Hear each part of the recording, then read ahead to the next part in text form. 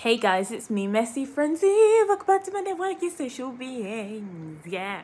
So, today's video is going to be my advice for uni. Yeah, so I've spent my time there, so I want to give you some tips and tricks for helping you through uni. So let's get straight into it.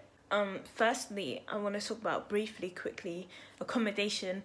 Once you have your deposit down, that's one thing, but making sure your maintenance loan and your installments for your accommodation match up are key.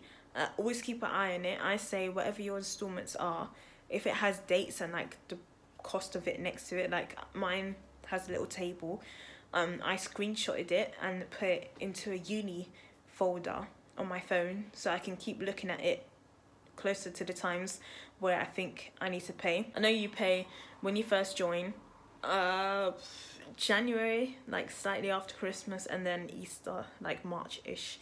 So yeah, keep an eye on that.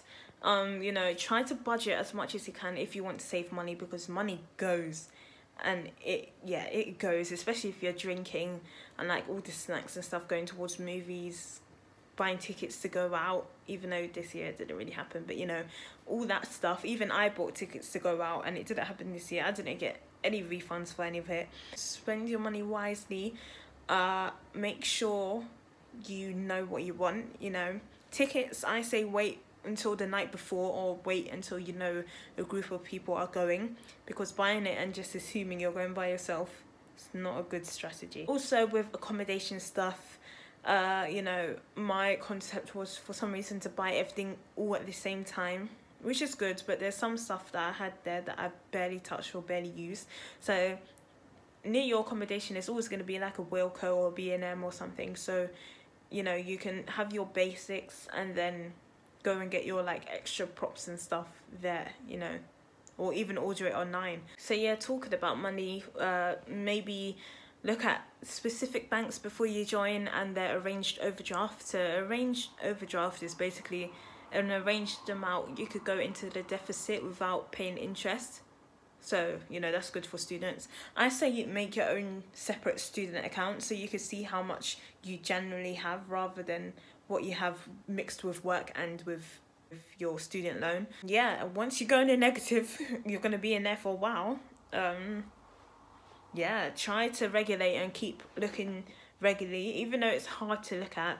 Try to, you know, keep on top of yourself and keep looking, because once you stop looking and you just keep spending, that's when it's going to keep going down, and then once it's down you can't really escape it, and it can only get worse from then, really. Whatever you do, do not go back home, because the more you go back home, the more money you spend going back home, firstly, and then secondly, the more you miss home even more, and then you just have to keep coming back. Moving on to friendships now. The best way to make friends, I would say, which happened to me on the first night, is to, whatever accommodation you're in, and if people have moved in on the same day as you, knock on their door, if they haven't done it first, and ask if they want to go Asda with you tonight, you know, to go buy alcohol, or you know, snacks or something, to watch a movie, something. If you have accommodation and there's a social room or like people outside socializing, and it's like the first moving in day, just go out there and talk. Most of the time people are like, not even most of the time, basically everyone is receptive to talk to people unless there's something wrong with them. Yeah, uni is one of the best places, I think, for making friends. You're going to meet a lot of different people. You're going to be very open-minded, you know, even though you thought you were open-minded before, you'll get even more open-minded. Just most of the people you meet are, you know, are just going to be so open-minded and so like social and willing to talk to you. Most of them probably have like mental health issues, so you know, if they act in a particular way or have like defense mechanisms, bear with them. But you know, if it gets to the point where it's like abusing your system, or you know, they're taking a piss, then just drop them, I say, or distance yourself. During this time of COVID as well, I think it's hard because you're like kind of limited to a group and you have to like put up with stuff just because you don't want to be alone. But you know, hopefully it goes, and you know, you can experience with more people. I say branch out, just, you know, people on Instagram, people on the group chat when you first move in and stuff. Just try and branch out with everything you got. Also, to prepare you, there's a small population that are attention seekers or very childish, and the attention seeker ones tend to be the ones with low self-esteem and are young, and then there's the other hand, the childish ones are actually usually the older ones for some reason. Don't make sense because they have more experience in life. They have no excuse. Like, I know someone that gets upset if I hang out with someone that's not them. And with friendship groups, there's people you want to be close with that you can tell almost anything to, and then there's people you can have fun with but keep your distance. Like, friends you talk to about emotions. Some friends you can just have just to drink with, you know. Protect yourself. Make sure you know what that kind of person is, and then figure out what you want from them. As well, in friendships, we're going to talk a lot about dwaggies, a lot about love as well, probably. You know, a lot of people are on Tinder looking for love. Most of the time it's going to be they thought they found someone they liked, they beat and delete, and then all of a sudden, oh, I thought they were the one, and the cycle continues. So you're going to hear that a lot. But, you know, friends, I think, in uni are ones are going to make for life. Maybe towards the second and third year are going to be more stable than the first year, because they're going to be sieved out, you know.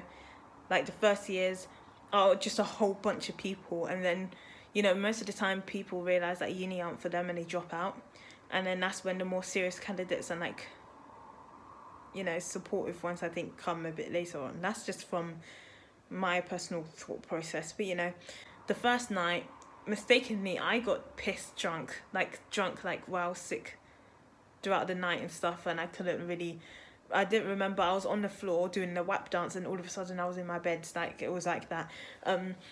Yeah, I only did that for some reason, mainly because I wasn't really allowed to drink like that at home. I only drank leisurely, not like frantically.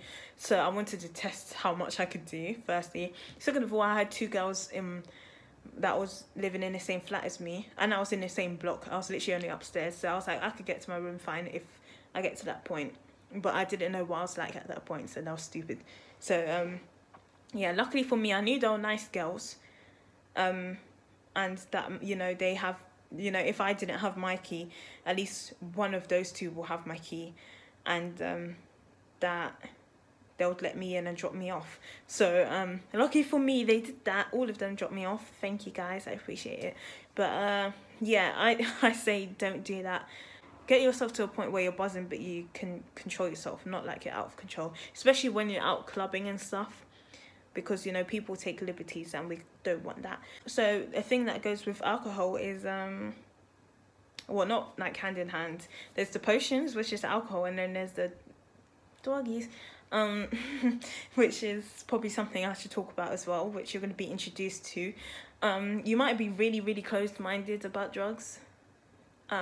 Like there's going to be like a flip switched in your mind, you know, because you're there by yourself, you're gaining independence, you want to experience everything, you want to know what everything feels like, you just want to have like control of what you do, right? I came to give you some tips and tricks on that as well.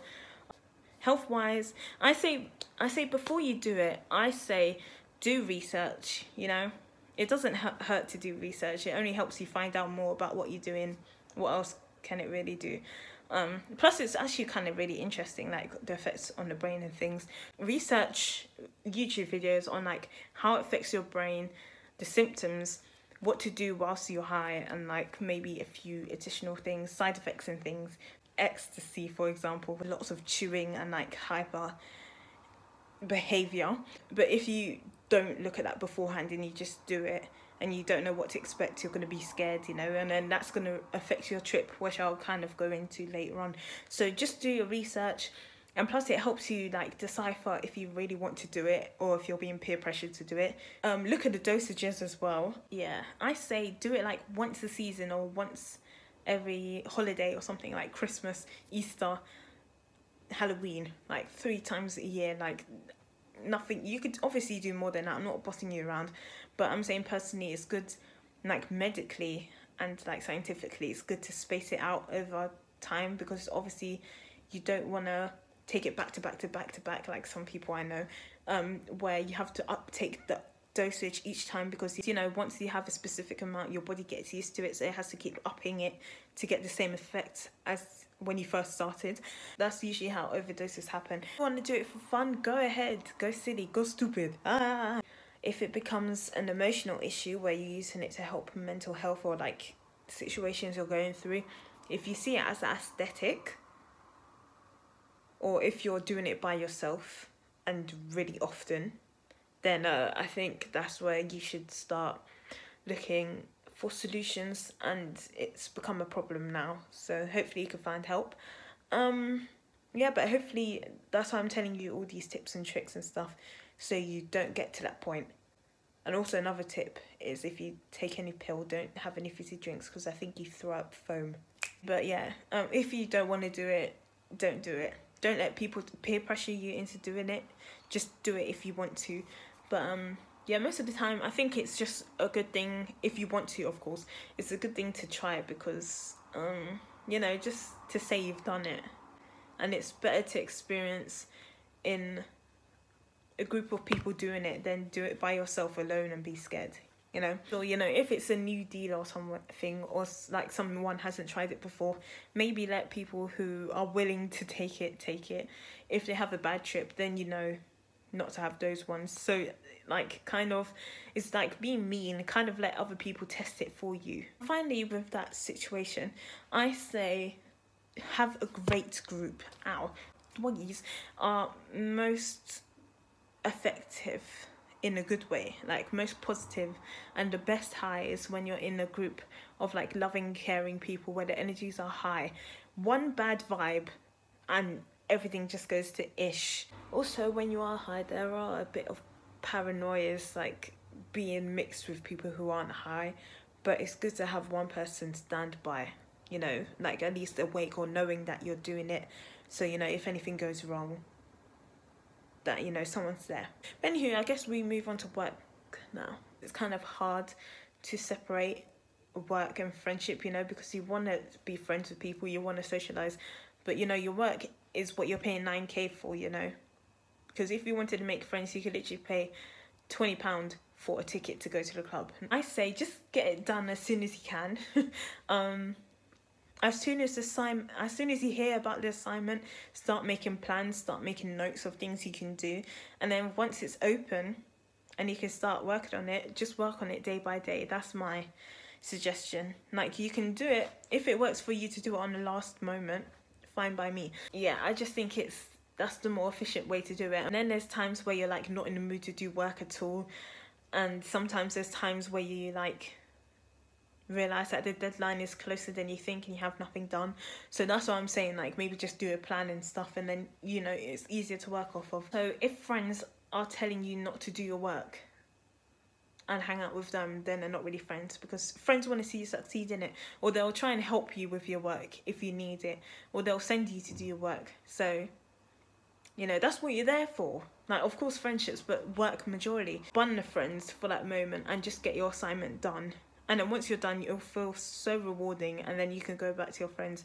And plus they've got work too, so it's fine. And you're not really going to miss out on anything. It does feel like you're missing out on a lot, but most of the time they just gossip and talk about love and just rubbish, so it's fine. You're meant to do external research out of what the lectures give you. The lectures are like the main information they want you to know, but it's good to know things outside. But most of us don't really do that. And like books, I don't want to say it's fully necessary, unless like you have lectures where you talk about the books, buy the books. But I've had books that I should probably buy, but I still don't have them yet, and I've been alright, to be fair. So yeah, don't worry too much about books. Most of the time you can get it online, but you'll probably have to pay for it, but it might be cheaper than getting the actual physical book, and that will take up space as well. To be fair, like, it's not like college or anything where they give you sessions to help you with like practice questions and stuff. Maybe some lecturers are like feeding and nurturing like that, but others are just there to snap their fingers and tell you to do stuff. And then some of them are really terrible, like they just talk at you for ages, don't really answer any questions, and they expect you to know.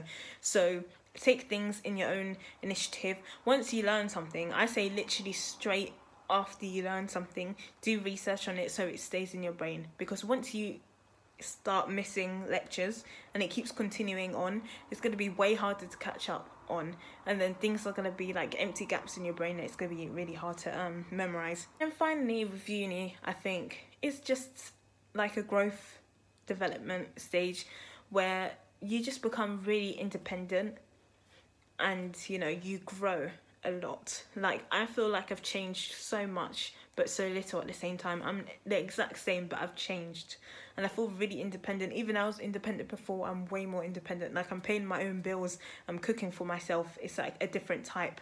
So yeah, it's just a time for you to feel proud of yourself. It's a hard time, you know, you miss home, you're homesick, but take it easy, you know. Even though it is like something that could determine your life, first year, you know, all you have to do really is pass. Doesn't mean like you should just aim for a pass. If you want to aim higher, then aim higher, but I'm just letting you know, that should be the year where you literally just feel the most comfortable, and you know, you don't feel much stress because you're just adapting, you know. So let yourself adapt, take your time, don't be too hard on yourself, and then later on, once you understand the system, that's when you can be more, you know, direct with yourself and have more willpower. One more tip I say is drink a lot of water, especially after you, like, drinking the night before. When you wake up, drink water. Even if you feel like a headache coming, or like you're gonna be sick whilst drinking alcohol, say you have like a can of cider that you're finished drinking, drink the same amount as that but with water. So like a can of water, and then finish your cider. Also, a final tip, I say just be prepared. Most of the time I think people are going to end up in your room at least once every month, so have your room clean, or at least decent, if you care about your image. If not, then whatever. I don't think much people really care, but you know. And a final word, everyone loves Disney, everyone loves Shrek, and every girl has teddies on their bed, so don't feel bad about it. Alright, peace. Apart from that, just take it easy, and thanks for listening, and I'll see you in the next one. Goodbye.